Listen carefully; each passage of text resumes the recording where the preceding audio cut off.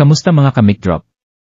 Quick update and reaction lang tayo tungkol sa latest na pahayag ng National Telecommunications Commission o NTC. Katuwang ang kapisanan ng mga broadcaster ng Pilipinas o KBP at Department of Information and Communications Technology o DICT na sisimulan nila ang unti-unti pagtransisyon ng bansa from analog transmission to digital terrestrial transmission o DTT gamit ang Japanese standard na ISDBT sa National Capital Region NCRO sa Mega Manila kung saan mas maraming Pilipino nanonood ng telebisyon. We are looking at NCR as the initial phase for the analog shutoff or ASO. Given the fact that there is already high degree of take-up of DTT reception and or cable TV subscription of TV households in the area, which means that there are less TV households in Mega Manila that rely on analog TV reception for their TV service. Dagdag pa nito, itinalaga ng DICT ang Kantar Media Philippines bilang hahawak ng audience measurement for digital TV viewership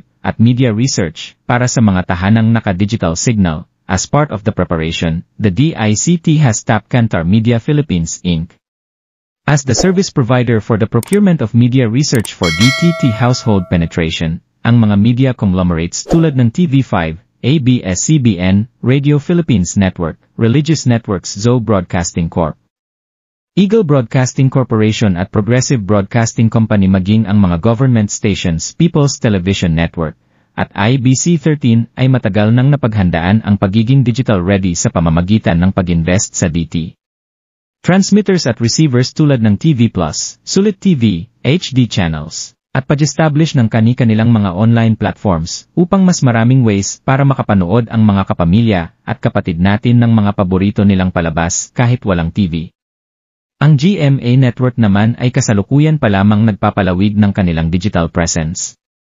Matatandaang ang Channel 7 ang may pinakamalaking reach ngayon na nasa isa-isa 0 stations sa buong bansa pero 35 pa lang dito ay confirmed nilang digital channels.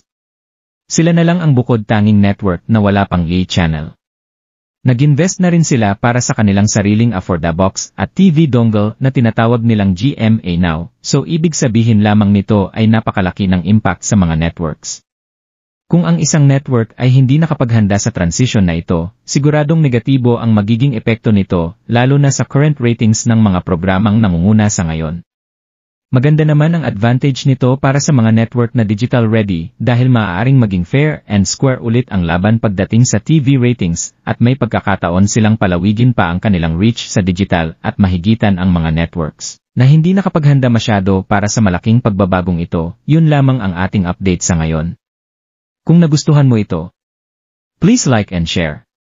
Ano ang masasabi mo tungkol sa nalalapit na transition ng bansa from digital to analog ngayong final na ang desisyon ng NTC na ituloy na ito bago matapos ang taon? Comment lang sa baba. Maraming salamat sa panonood at ingat kayo lagi.